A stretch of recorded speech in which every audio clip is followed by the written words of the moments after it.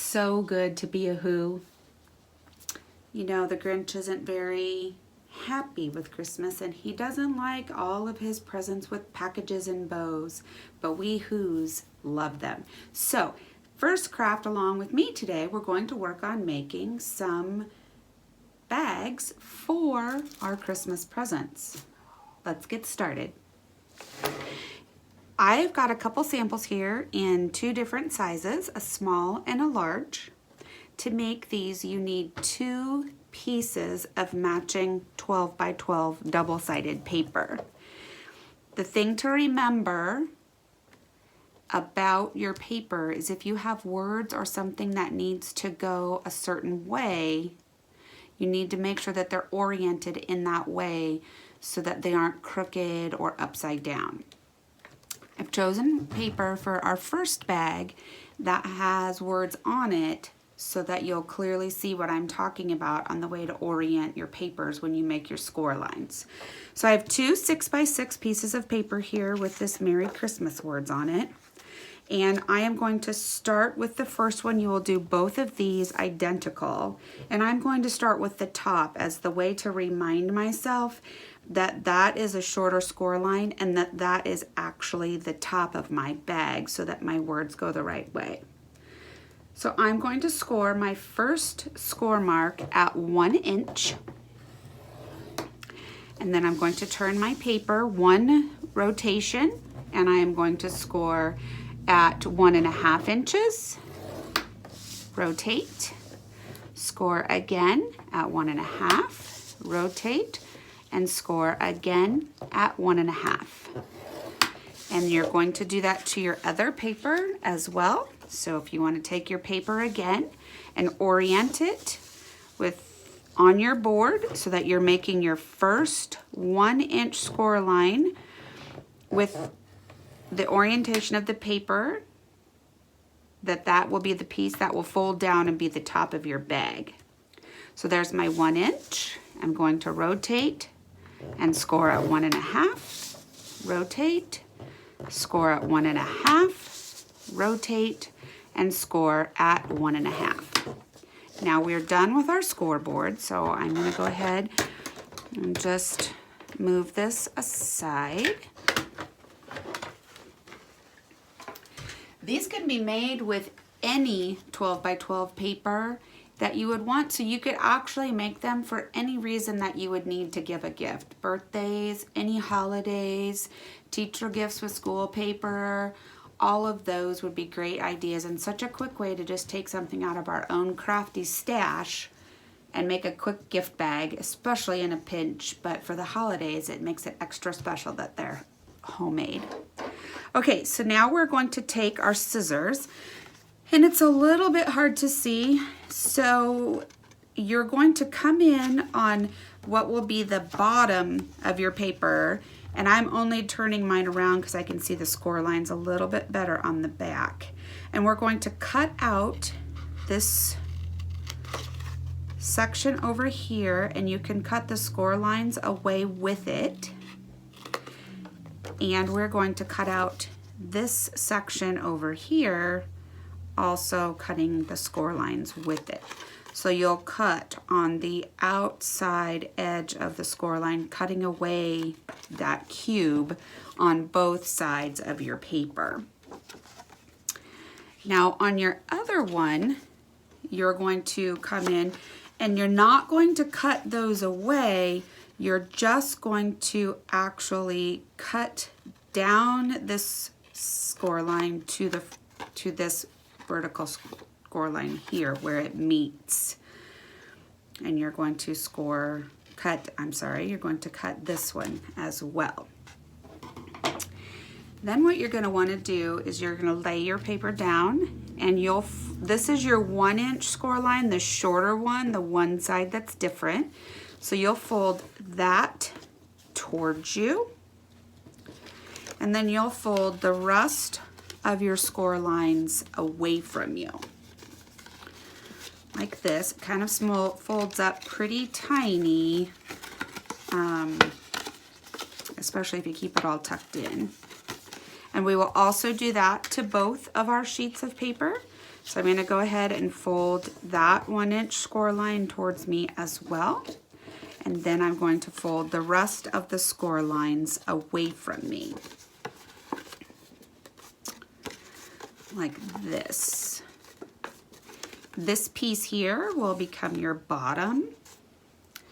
So now what we are going to do, if you lay these two pieces out in front of you, you can see that this piece that has this 2 squares cut out, that's going to become the bottom, fits right here on the other side, right in that section there.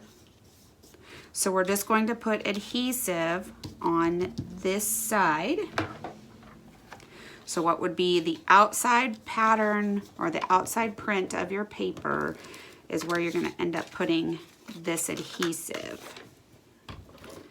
However you want to orient your paper so that you know that that's where that adhesive is going. And then you're just going to line that up and glue that down like so. And cutting away those other couple squares just gives you more room to have this move inside. So then you're just going to fold these 2 pieces in, and you're going to adhere them like this. And then you will bring these 2 pieces up and adhere them like this.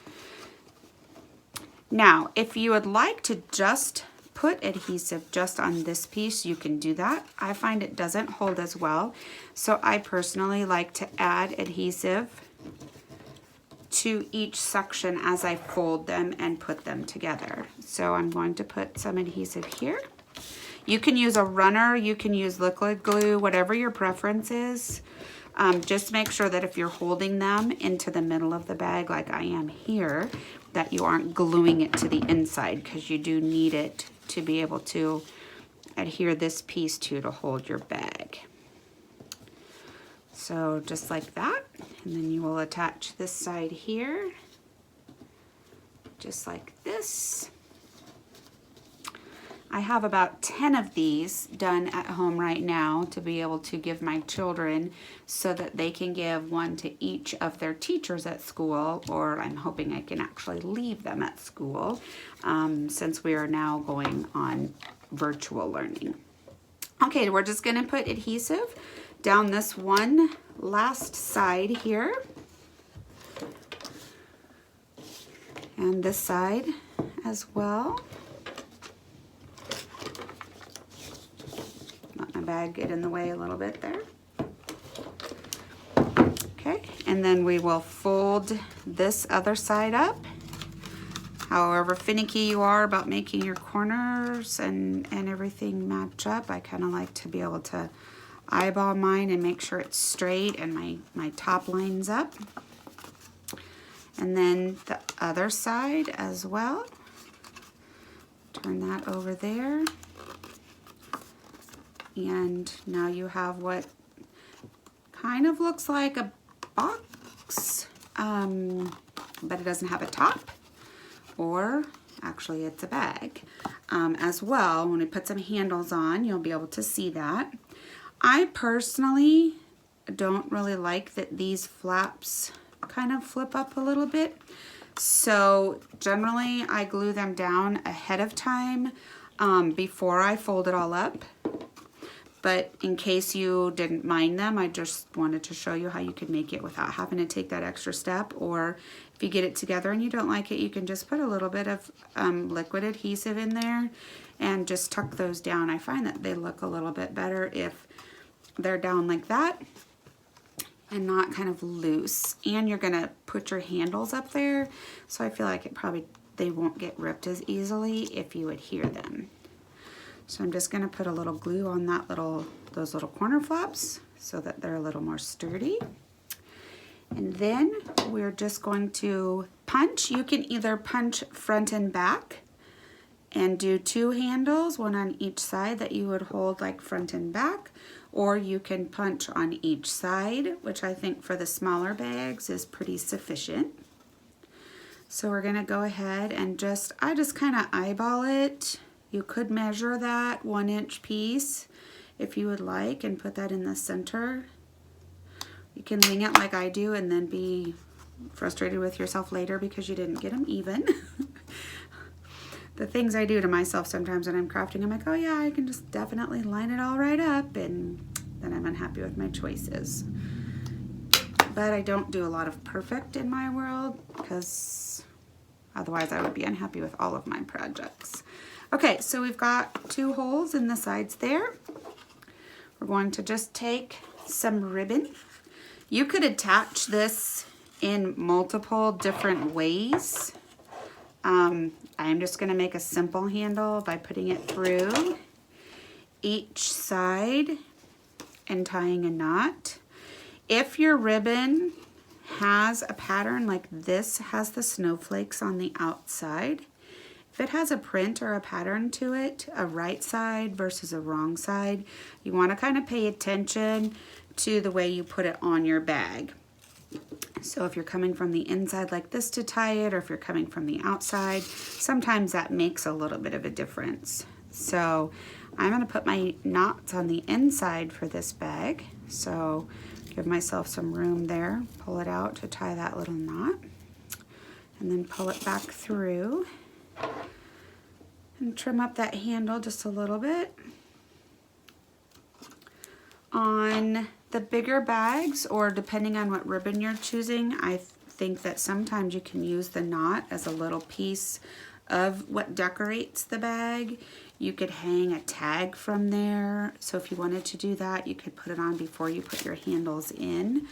And you could also decorate, you know, an embellishment or some ephemera or something that matched your paper if you wanted, just to add a little bit of extra bling. I think all scrapbookers love bling, if I am not mistaken. So now I'm just making sure that as my handle comes up, because I've chosen to run this to the inside, that my snowflakes stay oriented the right way when I put it back through the hole on this side. And I'm just gonna make sure again, it got a little twisted. So I just want to make sure again it stays the right way as I give myself room to tie this knot. Good thing it's a knot and not a bow. I can somewhat tie knots. Bows, really seriously not my thing. I struggle. I think it's because I'm part lefty, part righty, and so I don't get the right little tags on the right or the left. Okay, so there is your cute little gift bag that you can then fill with chocolates or gift cards. I think this size is perfect for a gift card or jewelry. And so cute because it's personal and it's homemade. You can, you know, definitely choose papers that you like to coordinate with whatever gift you're giving, or depending upon the person that you're giving those to. So that's the smaller size. If you wanted to make a larger size bag, the dimensions for that bag, the score lines, I'll go through one here real quick. You're going to score the larger bag at 2 inches on what will be the piece that will fold down, and then you will score it on 3 inches on the other 3 sides. So I'm determining now what I would like to be the outside of my bag and what I would like to be the inside, and if it matters the way that the pattern goes. So on this one, again, we're going to score that top score line at 2 inches, and then we're going to score the other 3 sides at 3 inches. So rotate 3 inches, rotate 3 inches. So there's the first one. For the second one, we'll do the exact same thing. I'm making sure that my papers actually kind of go the same way the print was and the inking on the edges that's already on this beautiful Bow Bunny paper. So our first score line again will be at 2 inches. We will rotate 1 full turn and we will score at 3 inches, rotate, 3 inches, rotate, 3 inches. If you would prefer, you can fold all of your folds before making your cuts or after making your cuts. If you have a preference, it doesn't matter. I generally like to make sure when I make them that I somehow at least tell myself what will be the top. So in this instance, I fold down the top towards me so that I know that's not the one I'm going to cut when I cut those 2 squares off of the other side. So it's a little bit hard, especially on the camera, to see those score lines. But we're going to go ahead and we're going to cut away the square on this side, cutting away the score lines. And again on this side.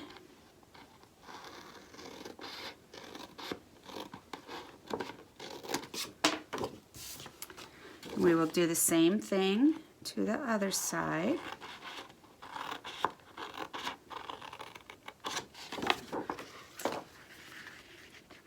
That was not a very straight cut. Personal fact about me, I can't cut a straight line or draw a straight line even with a ruler. So sometimes simple tasks in scrapbooking become difficult. Okay, on the other piece, I'm going to also make sure that I fold down what would be my top. And if you can't quite tell, especially on one pattern or the other, you can flip it over. One side seems to be easier to tell. So this would be my top score. That was the 2-inch score line there. And on the second side, remember, you're just going to trim down this bottom score line to the one that's down that side, and same thing on this side. You can see once you do the hard part of picking out what beautiful paper that you would like to use, these go together very quickly. So now we're going to fold all of the other folds away the opposite direction, away from us. The opposite direction is the way we folded the top fold. And this one here as well on both sides. So we have the top folded towards us, so we will fold this side away from us, and this side, and this third side. And then, just so that you can see, this is actually the step where I normally choose to adhere down this top so that it's not loose. So I'm just going to run my adhesive down that and down the side where they fold. And I will glue that down and adhere that. That's just so that they don't flop up on my bag. And I'm going to do that to my second side as well. So down to the fold line there, 1 strip across the top, and down this side over here, and then adhere that down. And then back to having both of these in front of us, with this polka dot being the outside of the bag. So they will go together like this with the dark blue on the inside. So you can see when they lay out exactly how they're going to go. So you want your adhesive on this flap, but on the what would be the outside of the bag, or where it's going to adhere to this side. So I fold it over. I think just having it laying here in front of me makes it easy to see exactly how it's going to go together. And then I run my adhesive along those panels. If you would like to flip it over, if you can remember, after you've made 1 or 2, it's not a problem to remember what's going to go where, but until you get familiar with how it goes together, you might want to just pay attention to what side you're going to put. So then I'm just going to fold this up, make sure that this all lines up. It fits nice inside. Fits nicely inside those score lines if you actually put it on straight, not like me. And then I'm going to, I fold these two in and I put my adhesive on them just like that. Again, making sure that if you fold on top of another side of your paper, that you just don't let your adhesive go over.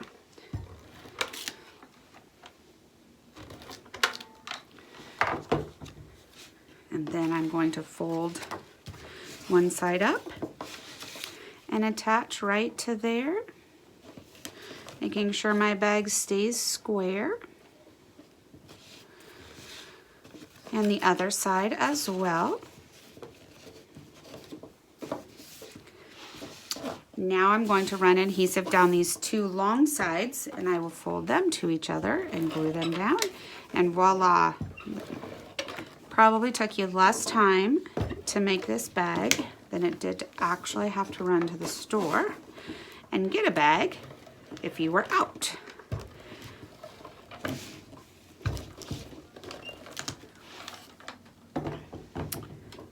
So I'm going to bring this up like this, make sure that my corners are square. A little hard when I'm standing above it. And then we'll bring this one over here